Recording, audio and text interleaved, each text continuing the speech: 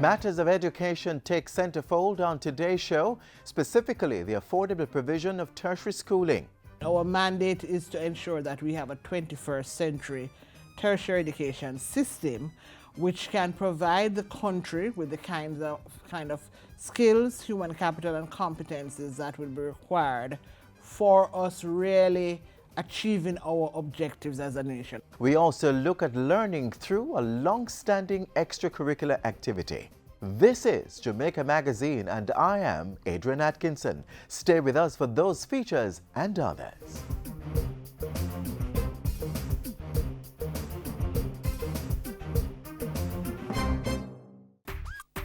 CFT are what we are dealing with. Yo, respect authority and keep your dreams alive. School has to study, not fi fight. Hey, we need each other. CF school are what we are dealing with. Yay, CFT is a human right. Don't destroy your own destiny. Building safer schools in safer communities. Play it safe, grab a book, link a friend, talk out loud. A message brought to you by the Safe Schools Task Force. CF school are what we are dealing with.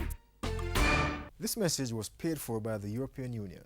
Former Education Minister Maxine Henry Wilson has continued to serve in the public sector. She's the Commissioner and Chief Executive Officer of the Jamaica Tertiary Education Commission. The Commission's role is to regulate and supervise the institutions in the tertiary sector. Next, she speaks candidly with Ian Boyne on the issues of higher education.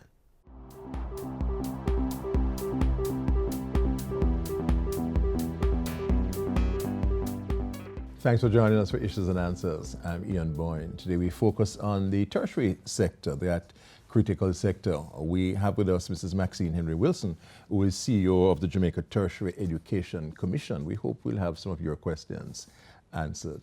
And we thank you for your company.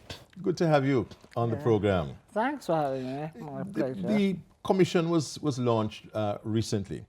What is the background to the establishment of the Jamaica Tertiary Education Commission? We launched a National Qualifications Framework, which is really a tool that will be used both by the Commission and other tertiary institutions and perhaps even private citizens to be able to position various qualifications relative to each other. So we think of qualifications in Jamaica as certificates, diplomas, bachelors, etc. But there are many others that may not have those designations. So we need now to know where do they fall in terms of tertiary awards and what value are they to the holders. And that's an important part of the Jamaica Tertiary Education Commission's work, because one of our primary responsibilities is to be able to look at the development of the tertiary sector as a whole. We're not involved with individual institutions, although we will work with them. But our mandate is to ensure that we have a 21st century tertiary education system which can provide the country with the kind of skills, human capital and competencies that will be required for us really achieving our objectives as a nation, our goals as a nation. And it is actually mentioned in the 2030 vision, the importance of having a tertiary sector that it fits into our national development imperatives. So that is one of the primary functions that we will look at the landscape, we will get information about who is operating there, we will match that against what is required for us to become a first world country, as I said. And then we will say, okay, there are gaps in terms of scientific development, there are gaps in terms of technology, there are gaps in terms of our being able to deal with some of the new skills and that are required in the marketplace. And you would make recommendations for policy action? Make recommendations for policy action, look at incentives that can be offered, probably work with some institutions who can transform themselves and begin to adopt and adapt some of the new requirements for development. Methodologies that would ensure that we have greater access, because access is an important part of the tertiary development. And other recommendations about things like financing, not just tuition fee financing, but institutional development. How do we develop our institutions so that they are able to be located within the framework of 21st century tertiary education? So the mandate is quite broad. It's not just a matter of look into certification? No. While we would want to validate those kinds of things through whatever mechanisms we have, and we also would give institutional support. For instance, now we're working on a strategic plan for teacher education. Teacher education has really to be transformed from the kind of didactic pedagogy. And it has to be transformed, not just because, you know, this is where the world is going, but we are going there with the National Standards Curriculum, which, as the Minister stated in his press conference 2 days ago, will be rolled out fully in this September, or it's being piloted now. And that is because we need a different type of product, from our general education system. It will be more project-based. It will be more learner-centered, so that the learners are at the center of what we're trying to do. It will be more skills and competency-based. So your teachers have to be a product of that. They have to deliver that as well. And the way in which teacher education is developing in the rest of the world, while we don't just uncritically adopt what is done, we recognize that, yes, we have to be a part of the trend. And set our own parameters, of course. So the Commission has to keep abreast of what is happening in education globally. Yes. And in fact, that is explicitly stated in our forthcoming, in one of the forthcoming pieces of legislation, that you should be informing, you should be assessing exactly what is happening in the world and communicating that both in terms of policy suggestions or other types of instruments to the minister and to the affected bodies. And how would you relate to the University Council of Jamaica? Okay, so the University Council of Jamaica has done a splendid job in terms of quality of the curriculum programs that are being offered by institutions. However, the gap, which was recognized from as far back as 1991 by Philip Sherlock in his report, is that you do, and at that time the University Council was just developing, and it kind of morphed into an entity that took into consideration some of the gaps that he had found, but they continue to be inadequately filled. So one of the issues that is raised is, and you can have any number, and we do have institutions operating in Jamaica now, providing tertiary level education according to them. But we don't know that they are actually operating until something happens. Or an institution can close, and then the question is, who is responsible? So our mandate really starts from the word that we are a gatekeeper. We are not there to close the gate, but we are there to ensure that whoever is admitted meets the standards of a tertiary level institution. Not only must they meet the standard, but there are different types of tertiary level institutions.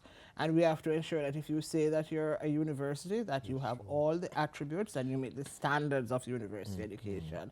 A college, an institute, so we go right through, and we use basically the definition of UNESCO with due regard for our local, our domestic environment. But tertiary, we say tertiary is global, so as everything, other education, of course, but because you are now a career to career, you are now a part of a labor force, you're a citizen, you have to ensure that whatever qualifications you get, that you can take it with you anywhere you go in the world. So institutions have to be very cognizant of that. Absolutely. We're speaking to someone with considerable experience in the field of education, former education minister and CEO of the Jamaica Tertiary Education Commission. We take a break, but we'll be right back.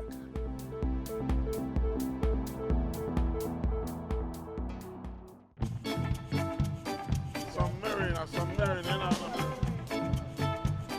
Yeah? Yeah, man, I have the pocket 60,000. 60,000? Yeah. How much I want? Yeah, man, 2 days I want.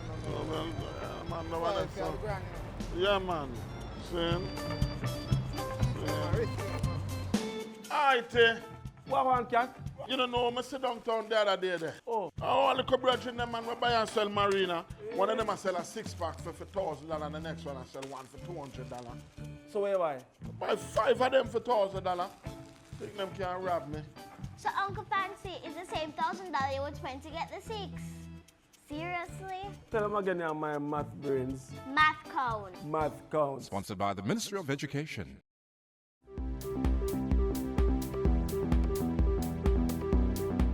We're speaking to the CEO of the Jamaica Tertiary Education Commission, Mrs. Maxine Henry Wilson.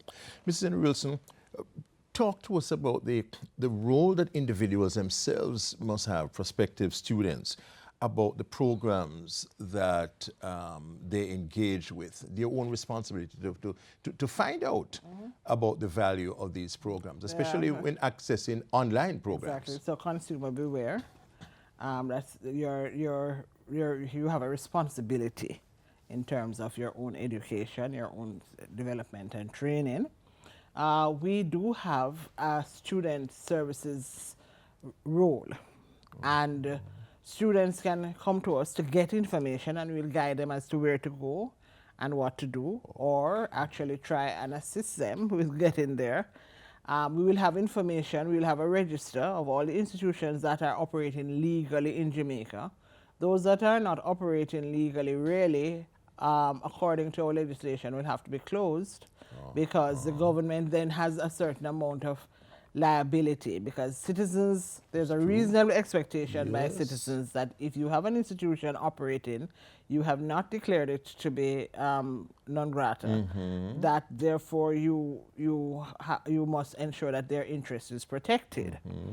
And in so doing, therefore, we have a significant student services mandate to provide information or to help persons to get the information they need. So we have what we call a complaints bureau. We have a MOU, or should I say a letter of commitment with the Fair Trading Corporation, who have had many complaints which they have not known where to direct. So we will work collaboratively. We're trying to have similar arrangements with the Consumer Affairs Commission, and we are in dialogue with them, and we're also in dialogue with the Registrar of Companies, who must register according to the legislation. All entities that are operating must be registered with the Registrar of Companies. They've had some issues with registration of some companies where they register as many things and then offer education. So we want to make it specific. We want to make it, we want to designate with the company what kind of institution it is, so that if there are problems, they can be deregistered. So that's the kind of consumer protection that is sort of built into our performance. What is expected of us. There is a proliferation of institutes, colleges that one sees advertised on television. One is not sure exactly about the quality of the offerings. That's why we need them to register with us, so we can look at what they intend to offer or are offering and say, well, they're it's deficient here, there's a deficit there, here are some of the things, because you're looking at both their administrative managerial capacity, you're looking at their academic capacity, including faculty, are they adequate, and you're looking at the supports that they offer, whether it is library services, IT, even counseling services for students, guidance and counseling services for students. So we do have a standard list with which we are required to comply. Now, institutions will be at varying stages of development, but we also need from them a development plan which says where do we intend to be in a year, in 2 years, and then we can work with them in achieving the objective. Does the Commission have legislative clout that a university council, for example? We don't at the moment, and in fact, even as I speak with you now, we are in the process of finalizing not just JTEX legislation, but we are part of that education transformation program, but we're also a part of the public sector transformation program.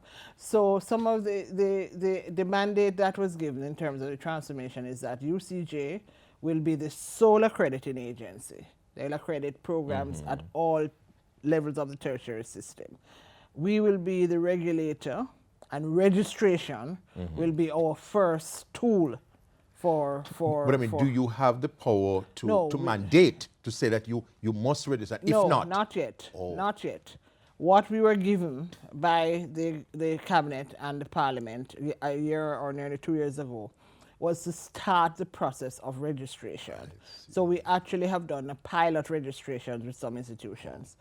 The legislation, which as was mentioned in the Governor General's throne speech, is to be tabled and piloted during this year, will give us the full scope for the registration of institutions. That's coming this fiscal year. Yes, yes, it is contained in the Governor General's throne speech. In summing up, Mrs. Maxine Henry Wilson, what would you say about the importance of this commission, the needs it fulfills, and why it is so critical at this stage of Jamaica's development? I think there are about 2 or 3 pillars for understanding tertiary. First of all, there is evidence that at country's tertiary sector and the number of persons who have the benefit of tertiary education, that it has a correlation with the quality of life of the country and the development of the country. So tertiary is a very important development tool. Secondly, the individuals who benefit from tertiary, again, the evidence is that their earning capacity is greater than those who do not have tertiary education. And I think, thirdly and very importantly, we are moving in an age of innovation and change. And all people have to be able to be a part of that. So in addition to just teaching and learning, research, fundamental research must be a part of our agenda for development. So on all of those, and in all of those spheres, JTech has a seminal role. And I think that if we are able to perform those roles, we will then complement what the work of the University Council of Jamaica and the other, because the accreditation, which is now everybody's sensitive about accreditation, the accreditation will just be an endorsement of the development of these institutions and development of the sector. Thank you very much. Former Education Minister, CEO of the Jamaica Tertiary Education Commission, Mrs. Maxine Henry Wilson. We thank you for your company on Issues and Answers. Next week I'll be back. Until then, Ian Boyne wishing you a pleasant day.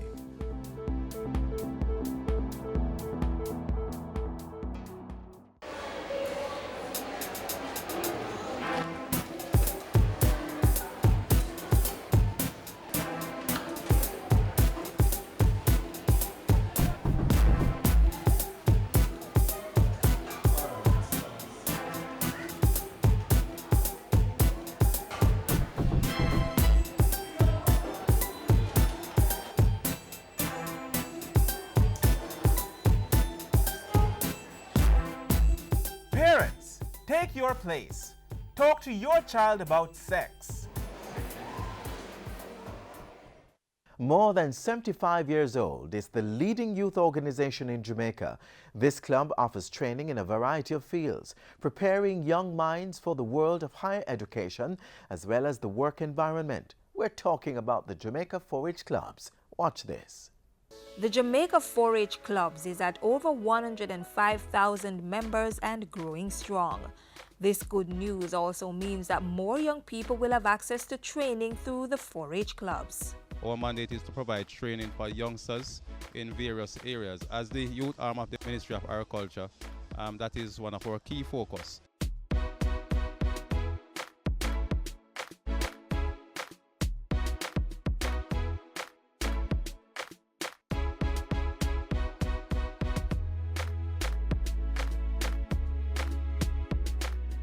With the majority of its membership in schools, the Jamaica 4-H clubs has been engaging students in both theory and practical skills in many areas. These include the care and management of livestock and small ruminants, agricultural production, agro-processing, home economics, hospitality, clothing and textile, and even aspects of engineering. All this is geared at preparing the youngsters to take on just about any career that may be connected to agriculture. Take, for example, Sosna, who is involved in poultry care and management. She believes the training by the 4-H clubs provides a critical platform for achieving her goal. At this point, I'm in grade 10. I do agriculture science. So, and my career choice is an health inspector. So it's really going to help me to be what I want to be and be productive and successful in everything that I do. Poultry care, production management teaches you a lot of things. You know how to label the chicken, you know the different diseases that can affect your chicken. In addition, she learns how to build a poultry house, how you feed them, and how to document data and manage records. So by the time she's ready to inspect a poultry farm, Sosna will know what to look for. For instance, going out into the working field, you see the poultry, you go there and you say that they are not they are not performing good sanitation, so therefore at that point you know the different measures you can take, and you know that yes, that is not right and those stuff, so you can tell them and give them that good explanation about it. Other 4-H clubites believe that the level of training helps to bring more clarity to their schoolwork. It helped me a lot in my agriculture work and to improve and know about farm animals. Pertaining to the areas of science, I think it will help them when the teachers touch on that topic. Staying true to its mandate of providing training, the Jamaica 4-H clubs has also encouraged and facilitated the formation of 4-H community clubs. Young people leaving school are channeled here to further sharpen their skill sets. Meanwhile, those with academic potential are streamlined to tertiary institutions such as the Ebony Park Heart Academy, College of Agriculture, Science and Education, or the Nakalva Agriculture School. This is facilitated by way of grants and bursaries. Between 2014 and 2016, 107 agriculture scholarships were issued under the Rio Tinto program. I commend the Board of Trustees of the Rio Tinto Foundation for, in the last 3 weeks, doubling the resources to provide agricultural scholarship for young people. And what this means, we will be offering a lot more than 107 scholarships. Clubites are urged to get involved in the Youth in Agriculture initiative, as this is a prerequisite for scholarships. Information can be obtained at 4-H clubs parish offices.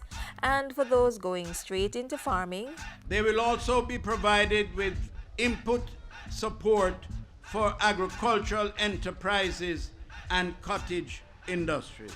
The 2014 to 2016 period also saw some 640 youth from rural communities being trained in heavy equipment operations, small equipment repairs, housekeeping and apiculture. They were all certified by the 4-H clubs and Heart Trust NTA, with many of them taking up jobs in Canada, other overseas programs. For training opportunities, we set a target of 210,000. We are currently at 313,000. So we have exceeded our target by far.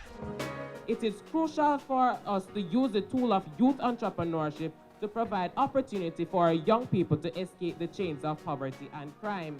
Yes, the Jamaica 4-H clubs also engages its members in public speaking as part of the holistic personal development program. There is also drama. Anyone tell what this is? Yes, pumpkin! My grandma had a farm. She plants many fruits and vegetables on it. Table setting, towel folding, and so much more. Here's what the youngsters have to say about the 4-H clubs. It's a fun club and it teaches a lot of things about life, and it also helps you to build self-confidence, bring you out into the world and let you explore the world. It teaches you a lot of stuff about agriculture, home department, your hands, your health. Yes, and it expounds on everything that you do in this world. It can carry you forward agriculture-wise. I like what 4-H is doing in Jamaica. And in the words of 4-H Club's Executive Director Ron Blake, the training is building a cadre of youngsters who are empowered towards good citizenship. Having the appropriate value for vocational skills. And most importantly, they are seeing agriculture as a viable career option.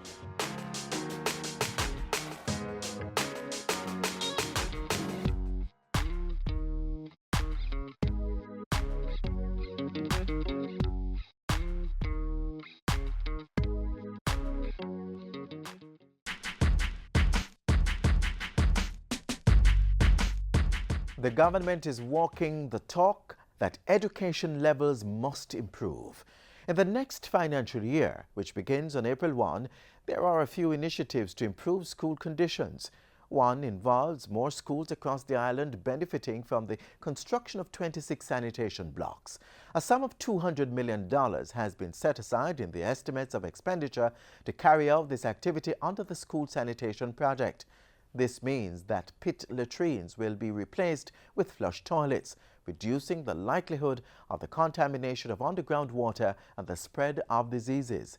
Several schools will benefit from other upgrading works under the Basic Needs Trust Fund project in the new fiscal year. $234 million is budgeted for this. So as government does its part, parents, teachers and students, let's work together to continue making Jamaica brighter. Remember this gem: silver and gold will vanish away, but a good education will never decay. A fitting mantra as we seek to achieve Jamaica being the place of choice to live, work, raise families, and do business.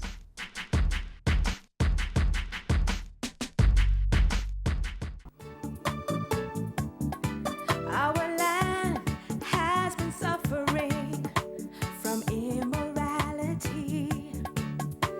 The crime, the drugs, the bloodshed have only brought more sorrow. We must change and give our children a brighter tomorrow. Let's renew our pledge to God as we work to heal our land and fellow man. Let's join hands across Jamaica for righteousness. Let's join hands. Let's join hands across Jamaica for righteousness. Pray, eternal Father, Bless this Jamaica land. let's join hands and hearts together and make Jamaica a land of love. This is where we close the pages for today's show. Before we go, we leave this thought with you.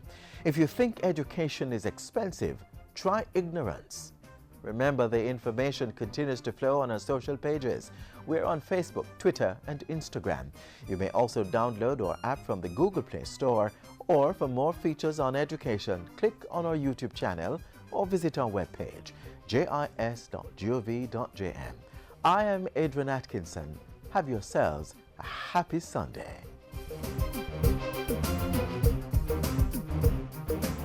This has been a production of the Jamaica Information Service, the voice of Jamaica.